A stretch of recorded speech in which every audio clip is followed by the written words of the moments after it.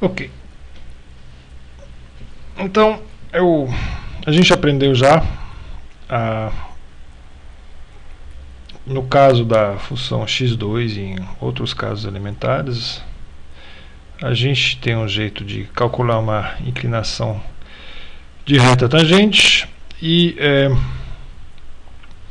eu quero fazer uma pergunta agora. Então, o que a gente fez, por exemplo, foi calcular a derivada da função x2 no ponto menos 1, tá? Então, f de x sendo x2, a gente calculou que a sua derivada no ponto menos 1 é menos 2, onde o menos 2 é a inclinação dessa reta tangente aqui. E com isso, deu para calcular exatamente a equação da reta tangente no ponto P. Então eu quero fazer uma pergunta, que é a seguinte: será que existe um ponto, vou chamar M, na parábola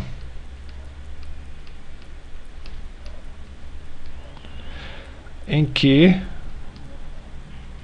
a equação, quer dizer, em que a reta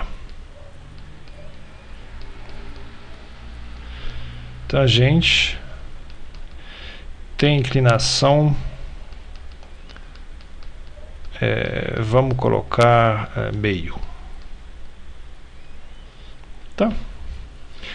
Tem um ponto P aqui em que a inclinação vale menos 2, mas já que a gente sabe calcular a priori em qualquer ponto aqui, a gente podia se perguntar se existe um ponto onde a inclinação da reta tangente é meio. Então, se a gente olhar, na verdade, aqui eu tenho o meu ponto original, né, que é de abscissa menos 1, a inclinação dessa reta tangente aqui é menos 2, mas a gente vê que à medida que o ponto P desliza ao longo da parábola, a gente vê a inclinação da reta tangente variar. Em 0 parece que é 0, quando é grande, quando x é positivo, essa inclinação parece ser positiva, quando x é negativo, ela é negativa, e a gente podia se perguntar se existe um ponto onde a inclinação é meio. Então, a inclinação dessa reta pode ser lida aqui, né? Então, para essa posição aqui do ponto P, a inclinação é 0,56. Então, se eu vejo que eu estou perto de meio aqui. Então, se eu for um pouco mais perto, eu posso mexer com o ponto A e ver que, de repente, parece que entre 0,2 e 0,3, aqui parece 0,25, exatamente nesse ponto parece que a inclinação dessa reta tangente é igual a meio, tá? 0,5. Então, eu quero provar isso analiticamente. Então, como que eu faço? Tá, eu vou reformular a questão agora em termos da derivada. Tá? Será que existe um ponto, na verdade um ponto A na reta, em que a derivada da função x2, então eu lembro que a minha função f é a função x2, né? Então, que a derivada da função nesse ponto seja igual a meio. Tá? Então, eu calculei a derivada em menos 1, eu achei menos 2, eu podia começar a pegar pontos aleatoriamente perto daquele 0,25 que a gente viu e ver se de fato aqui tem um lugar onde a derivada é igual a meio. Mas é muito melhor fazer o seguinte: o que eu tenho aqui é uma equação, na verdade, em que há uma incógnita. Então, o que eu preciso fazer para isso é inverter essa expressão.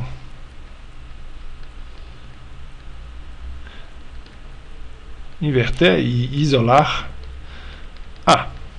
Mas para isso, eu preciso saber quem que é f' de A. E para uma incógnita A, Quer dizer que eu preciso, na verdade, calcular f' de A para um ponto qualquer, para uma variável, não necessariamente especificada. Quando a gente fez a conta aqui a gente tinha um ponto muito preciso, que era o ponto -1. Eu quero agora um ponto A qualquer, e para isso eu vou simplesmente usar a definição da derivada, tá? Que eu posso escrever de vários jeitos, do jeito que eu quiser. Eu vou escrever assim, desse jeito, vou usar esse jeito de escrever, introduzindo um h que tende a 0, tá? E o que eu vou querer fazer aqui é calcular esse limite aqui para um A qualquer. Tá? Então, é uma conta que eu vou fazer para um limite, né, sem especificar quem é A. Então, vamos lá. É só fazer. A função f é a função x². Então, f de A mais h vai ser A mais h ao quadrado. F de A é A ao quadrado sobre h. Eu vou expandir o quadrado lá em cima, que vai me dar a quadrado mais 2ah mais h quadrado. Tem um menos a quadrado sobre h. Limite quando h tende a 0. E aqui eu vejo que tem uma simplificação para fazer. E vai sobrar 2ah mais h quadrado sobre h. Então a gente pode simplificar por h, e vai sobrar 2a mais h. Eu repito, eu não estou especificando o valor de a. Essa conta que eu estou fazendo é manter a fixo, mas qualquer, tá? É fixo, eu escolho um a, coloco ele ali e eu faço a conta do limite. Tá? E quando h tende a 0, obviamente isso tende a 2a. Bom, então se eu voltar ao meu problema, depois de ter feito, na verdade, eu calculei aqui a derivada da função f no ponto A qualquer. Então eu posso, por exemplo, observar que se eu pegar, por exemplo, o ponto -1, igual eu tinha feito antes, então a minha expressão aqui vai me dar 2 vezes -1, que é -2, igual a gente tinha achado antes. Mas é muito melhor, porque agora eu tenho uma função. Agora, para mim, a derivada virou uma função que eu posso usar e calcular em qualquer ponto. Tá? Então, a questão que eu estava fazendo aqui, agora vira a seguinte questão. Quem é o A, tal que 2A, igual meio. Mas, obviamente, esse ponto aqui é o ponto 1/4. Tá? E 1/4 é 0,25. Então, é exatamente o ponto que a gente tinha visto aqui, nesse desenho aqui.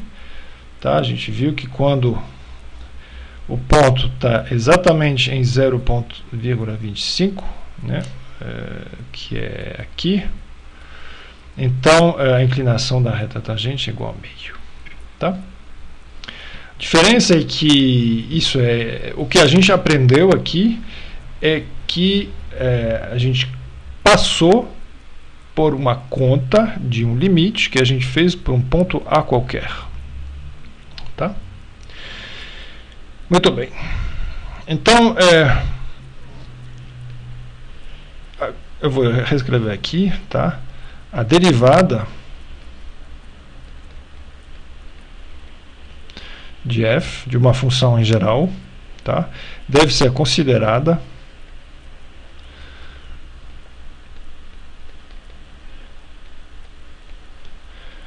como uma nova função.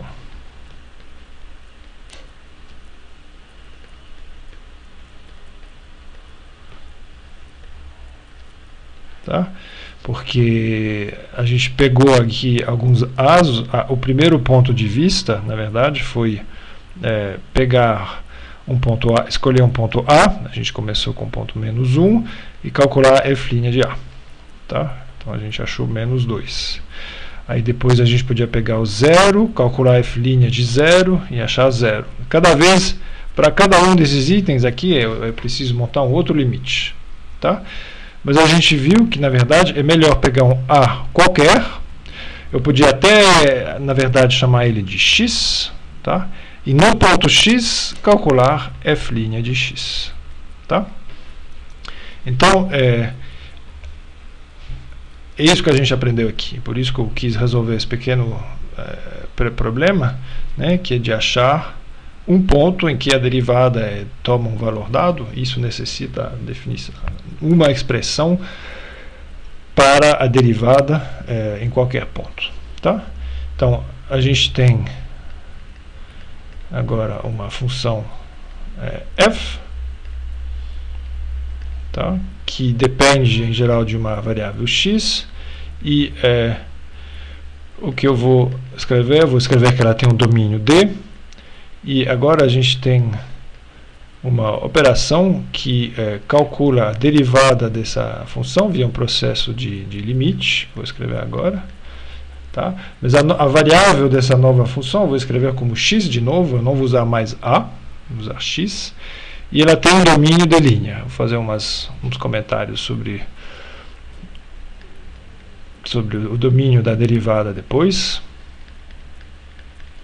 Mas como que é definida essa função f' de x? É definida assim.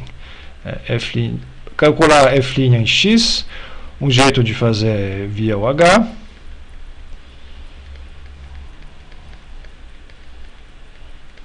Assim. Ou, se eu quiser, e vai depender do caso, mas eu posso também escrever a derivada da seguinte maneira. Eu posso pegar um ponto diferente de x, digamos z. Nos vídeos anteriores eu chamava de lambda, eu vou chamar de z. F de z menos f de x sobre z menos x. É a mesma coisa, essas duas expressões aqui são perfeitamente equivalentes. Tá? Então, o importante é que esses dois limites, tá? Esses dois limites, eles são calculados para um x fixo, né? Mas a gente viu no exemplo anterior que é completamente possível fixar um x sem especificar necessariamente o seu valor e calcular para esse x um limite, quando o h tende a zero ou quando o z tende a x. Tá? Então, isso aqui, essa operação de começar com uma função e de obter uma outra função é uma espécie de transformação, né?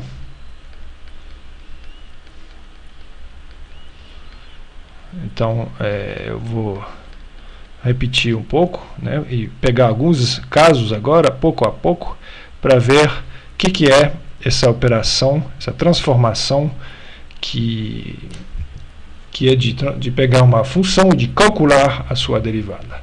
Então, os exemplos básicos, tá? O primeiro nosso, a gente teve a função f de x, que era x2, e a sua nova derivada, a sua derivada, que é a nova função, é a função 2x. Tá? Eu calculei f' de a, que era igual a 2a, mas eu posso, em vez de a, eu posso usar a variável x, tá? A mesma coisa.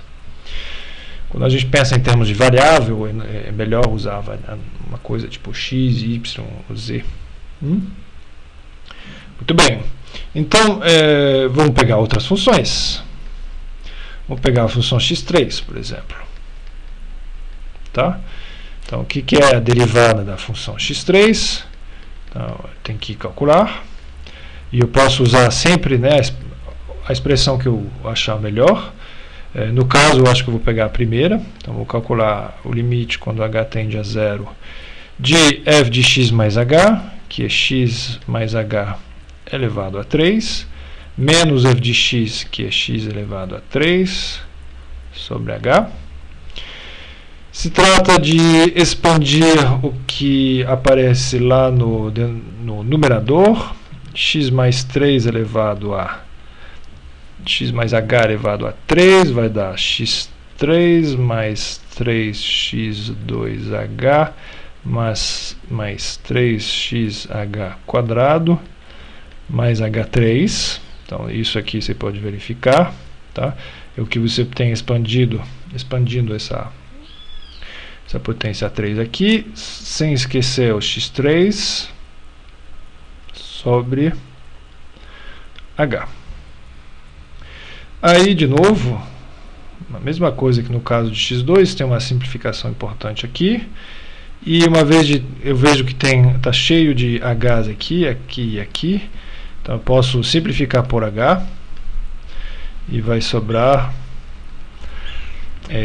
3x2 mais 3xh mais h2. Tá? E aqui é importante, tá? O x é fixo e o h tende a zero. Então esse segundo e terceiro, esses dois termos aqui vão tender a zero e vai sobrar 3x2. Tá? Então a derivada da função x3 é a função f' de x dada por 3x2. Se eu tivesse escrito esse limite de um outro jeito, teria sido um pouco melhor. Eu podia ter escrito também a derivada da seguinte maneira, com a variável z, tá? O limite quando z tende a x, de z3 menos x3 sobre z menos x. Tá? Isso lembra de todos os limites que a gente calculou no capítulo sobre limites, porque, claro, é da forma 0 sobre 0, mas o que a gente fazia lá, quando a gente tinha um quociente de polinômios, e que os dois, o de cima se anula, aqui no caso z, quando z é igual a x, um outro jeito de fazer a divisão. Tá? Então vai dar na mesma, mas eu vou agora enunciar uma propriedade que é um pouco mais geral, em que esse jeito de escrever fica um pouco melhor. Então, em geral, tá? Se a gente já calculou a derivada de x elevado a 2 e de x elevado a 3, a gente podia se perguntar se eu pegar uma potência maior, tá? X elevado a p, onde p enfim, p é um número natural, um número que é 1 e 2 e 3 a gente já sabe calcular, mas pode perguntar se p for igual a 4, a 5 ou tal. Então, as expressões que a gente obteve aqui e aqui sugerem fortemente que a derivada de x elevado a p vai ser uma coisa da seguinte forma. Tá? É p vezes x elevado a p menos 1. Por quê? Porque aqui a gente viu no caso de p igual a 2, que a derivada de x2 foi obtida assim, o 2 desceu na frente, e o expoente aqui, que era 2, virou 1. Tá? No caso de x de p igual a 3, o que a gente obtém, viu é que o 3 desce aqui e que o expoente decresceu de uma unidade. Tá?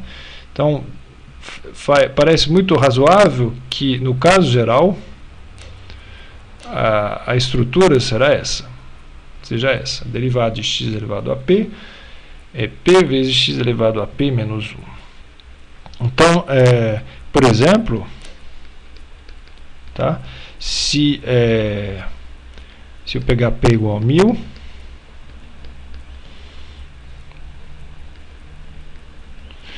então a derivada de x elevado a 1000 deve ser 1000 vezes x elevado a 999.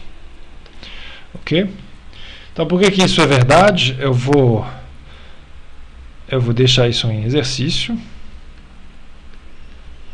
tá? Mas é claro que a prova vai ser baseada na definição de derivada, e para calcular a derivada vai se tratar de calcular o seguinte limite: z tendendo a x de z elevado a p menos, deixar o avião passar, menos x elevado a p sobre z menos x. E para calcular esse quociente, já que é da forma 0 sobre 0, quando z tende a x, a dica, por isso que eu usei a variável z em vez do h, é de fazer a divisão. Tá?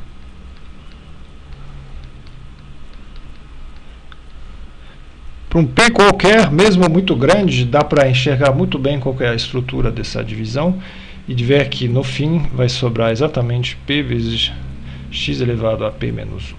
Tá? Então, eu deixo assim o resto em exercício. Ok.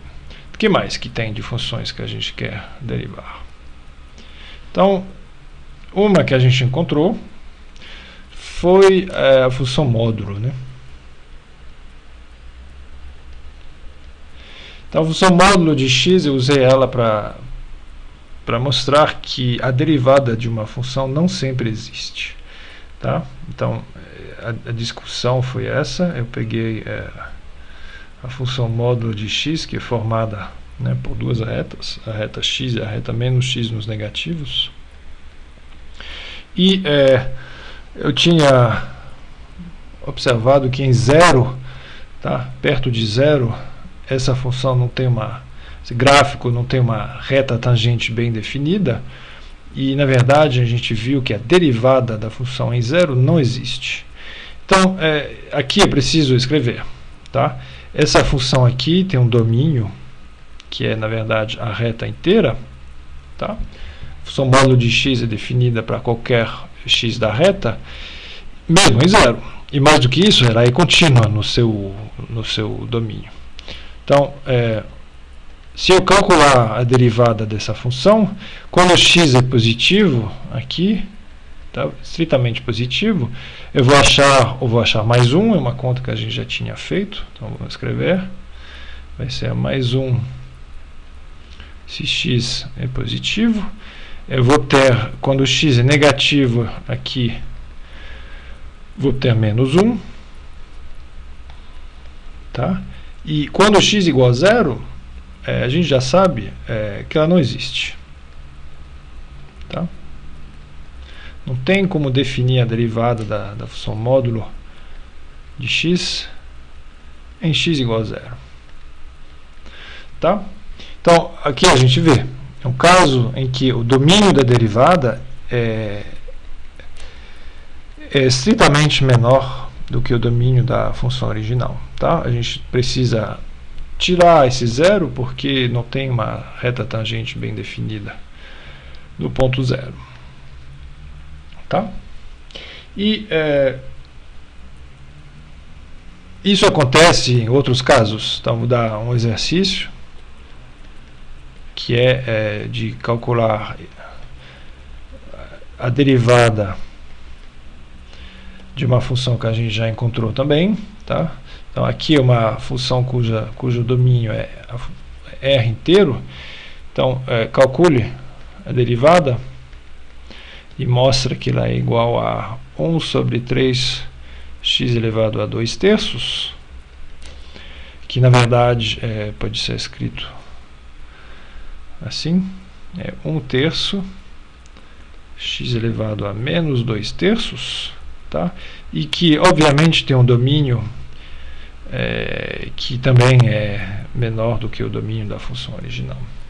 Então, isso aqui eu vou deixar em exercício, né? Esses dois últimos exemplos é só para ver como que a derivada a priori ela tem um domínio que é menor do que o domínio da função original. Tá? Perfeito. Então vou passar para as funções trigonométricas. Vou começar com seno. Se a função f é a função seno de x, que é a sua derivada, então tem que escrever, e eu vou gostar aqui de usar o limite usando a variável h, que tende a zero. Então f de x mais h, que vai ser seno de x mais h, menos seno de x sobre h. Tá? E é um limite 0 sobre 0, que a gente já podia ter calculado no capítulo sobre limites. E, na verdade, ele aparece num exercício lá, da apostila. E o que a gente faz aqui? O problema é tratar o seno de uma soma. Tá? O seno de uma soma não é a soma dos senos, mas tem uma fórmula, tá? Que eu posso lembrar, que a gente viu lá no primeiro capítulo. O seno de uma soma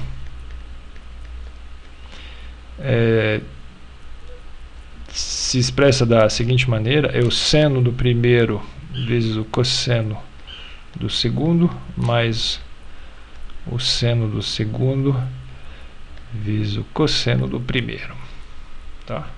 Eu quero usar isso para transformar o seno dessa soma aqui, me lembrando que o h tende a zero, então o h é pequeno. E reescrever o meu limite. Então vamos lá escrever, precisar de um pouco de espaço. O limite quando h tende a zero, o que vai ter? Vai ter seno de x, cosseno de h, seno de h, cosseno de x. Isso aqui é o seno da soma, sem esquecer esse menos seno aqui. Menos seno de x sobre h. E a vontade que dá, eu vejo aqui um seno x e um seno x. Aqui eu podia colocar esse seno x em evidência. E eu já estou vendo que uma coisa aparecer que eu conheço, que é seno de h sobre h quando h tende a zero. Então vou fazer isso. Eu vou reorganizar um pouco o meu limite, fazendo primeiro colocar esse seno x em evidência.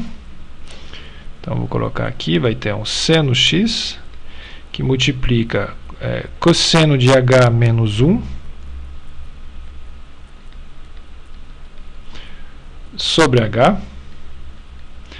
Tá? Isso já resolve, desculpa, cosseno de h menos 1 sobre h. E depois tem esse termo aqui, que vai me dar um cosseno de x vezes seno de h sobre h. Ok? Então é importante entender que o que a gente está fazendo. A gente está calculando para um x dado esse limite quando h tende a zero. Então, o que aparece aqui, na verdade, pode ser escrito da seguinte maneira: o x está fixo, ele não contém h, então ele pode sair do limite. Tá? E mesma coisa para esse cosseno aqui, ele pode sair lá desse parêntese grande. Então vou ter seno de x que multiplica um limite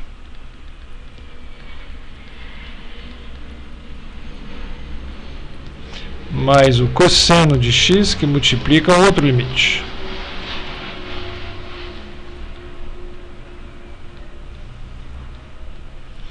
Ok? E esses dois limites aqui são para calcular independentemente. Então o segundo a gente já calculou.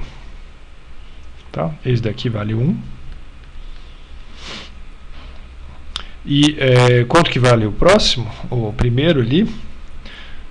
Então, era um exemplo, um exercício para fazer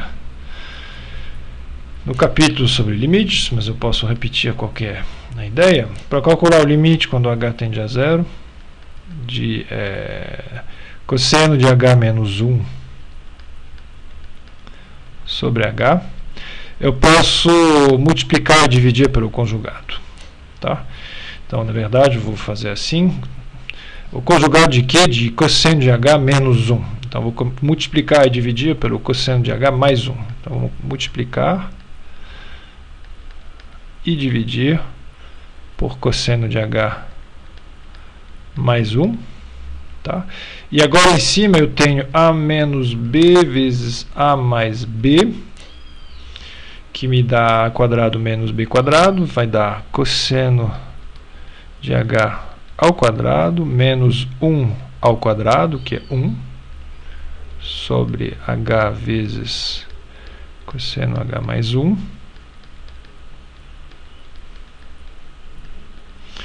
Tá? E o que acontece? Cosseno quadrado menos 1 é menos seno quadrado, né?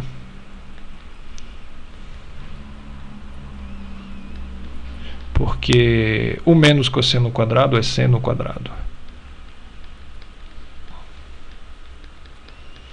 Certo? Então aqui eu tenho de novo seno de h sobre h. A diferença é que aqui tem um 2. Tá? Então, para poder usar o que eu sei fazer com seno de h sobre h, eu vou escrever assim. Vou escrever, vou colocar o menos na frente. Eu vou colocar seno de h ao quadrado sobre h, mas aqui, já que é um h quadrado, eu preciso multiplicar por h. Tá? E finalmente lá tem cosseno de h mais 1. Isso tudo quando h tende a 0. Ok. Bom, por que isso é interessante? Porque isso tende a 1. E isso tende a 1 sobre o cosseno de h tende a 1, então isso tende a meio. E esse h aqui tende a 0. Tá? Então esse limite é 0. É 1 vezes 0 vezes meio. É 0. Ok? Muito bem. Então, esse primeiro limite aqui é 0. E esse segundo aqui é 1. Tá? Então, o que a gente mostrou com isso tudo é que se a função f é a função seno, então a sua derivada é igual, sobra cosseno de x vezes 1. Tá? Então, se f de x é seno de x, então a derivada de f é a função cosseno de x, tá? Que se escreve assim às vezes, tá? Se escreve simplesmente assim. Se eu tenho uma função que é seno, que eu derivo, então eu obtenho um cosseno, tá? Perfeito. Então é interessante ver que o seno e o cosseno são ligados também por uma,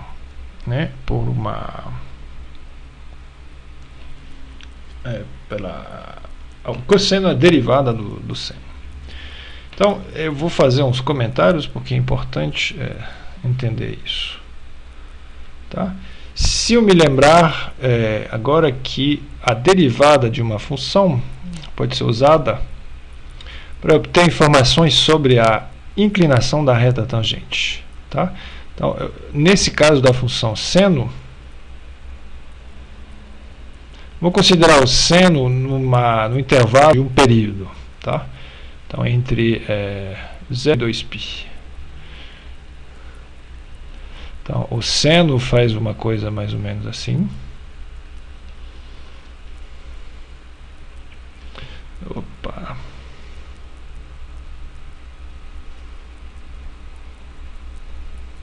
Tá? E suponha que você queira agora estudar a inclinação da reta tangente ao gráfico do seno, tá? Em alguns pontos do seu gráfico. Tá? Então, eu sei que a inclinação da reta tangente num ponto, tá? no ponto x, digamos. Então, a reta tangente aqui vai ter uma inclinação dada pela derivada da função seno no ponto x, que é exatamente cosseno de x. Tá? Então, o que eu vou fazer agora é montar debaixo do gráfico da função seno, eu vou montar o gráfico da função cosseno, porque ela vai me permitir extrair várias informações. Então, de novo, entre 0 e 2π, eu vou cuidar de colocar exatamente, de respeitar as posições aqui da primeira variável. Tá? Então, eu tenho 2π aqui, eu tenho π, e a função cosseno ela faz outra coisa. Tá? Ela começa em 1, ela vale, aqui tem um ponto π sobre 2, a função cosseno ela passa por 0 em π sobre 2, ela chega em menos 1 no ponto π, ela atravessa de novo o eixo x em 3π sobre 2 para voltar para o 1, né, para completar um período. Então, isso aqui é a derivada do seno, tá? Aqui é cosseno. Muito bem. Então, vamos voltar à nossa questão de estudar a reta tangente. Se eu quiser calcular a inclinação da reta tangente aqui na origem, nesse ponto P, o que eu preciso fazer? Eu preciso calcular o valor, a função cosseno no ponto 1, no ponto 0, desculpa. E a função cosseno aqui no ponto x igual a 0, ela toma o valor 1. Tá? Então, esse valor 1, que está aqui, me dá o valor da inclinação à reta tangente, do gráfico, ao gráfico da função seno na origem. Tá? Se eu olhar agora aqui, se eu quiser saber da inclinação da reta tangente quando x igual a π sobre 2, então no meu desenho parece ser 0, parece ser um ponto de tangência horizontal. Para confirmar isso, eu preciso calcular a derivada, então preciso da função cosseno no ponto π sobre 2. Mas a função cosseno aqui ela vale 0 no ponto π sobre 2. Tá? Então, a inclinação da reta tangente aqui é 0. E assim por diante, se eu olhar, por exemplo, no ponto π, qual que é a inclinação dessa reta tangente? Eu preciso considerar o valor da função cosseno no ponto π, mas no ponto π, a função cosseno toma o valor menos 1. Tá? Aqui é menos 1. Logo, a inclinação aqui é menos 1. Etc, etc. E a gente vê que montando o gráfico da derivada exatamente embaixo do gráfico original, aqui o valor da função cosseno é 0, então de novo a inclinação aqui é igual a 0. Tá? Isso aqui pode ser feito para qualquer função a priori. Se eu souber derivar, eu posso, olhando para os valores da derivada, aprender muita coisa a respeito da função f original. Tá? Bem, então isso aqui é um fato importante da função seno, tem uma derivada igual a cosseno. Então, é claro que se a gente quiser calcular agora a derivada da função cosseno, provavelmente que vai ser ligado ao seno também, mas vai ser um exercício você verificar que a derivada do cosseno é menos seno. Tá? Tem um sinal menos aqui.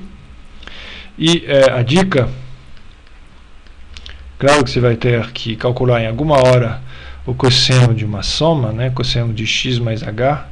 Então, verifica que o cosseno de a mais b, isso é uma propriedade do cosseno, é igual a cosseno a, cosseno b, menos seno a, seno b. Então esse menos aqui, ele provavelmente vai aparecer desse menos aqui, né? Se é devido a esse menos aqui, tá? E finalmente, se eu sei calcular a derivada do seno e do cosseno, eu deveria ser capaz de calcular a derivada do quociente deles, que é exatamente a tangente. Tá? Mas aqui tem uma coisa delicada, é que isso aqui, tá? Isso aqui não pode ser calculado facilmente via o quociente das derivadas. Tá?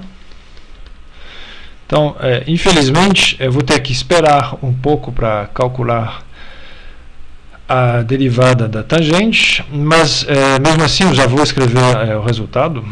Tá? A gente vai ver que se pode escrever a derivada da tangente de dois jeitos. Você pode escrever a derivada ou assim, tá? 1 mais a própria tangente ao quadrado, ou também 1 sobre o cosseno ao quadrado. Tá? Você pode verificar que essas duas expressões são equivalentes. E a gente vai ver isso um pouco mais tarde, porque o que eu vou precisar é de uma regra de derivação que me diz se eu souber derivar f g, como que eu derivo o quociente de f sobre g. Tá? Então aqui vai ter uma regra de derivação. Então vou parar aqui com esses exemplos. No próximo vídeo a gente vai calcular as derivadas das funções exponenciais e logaritmo.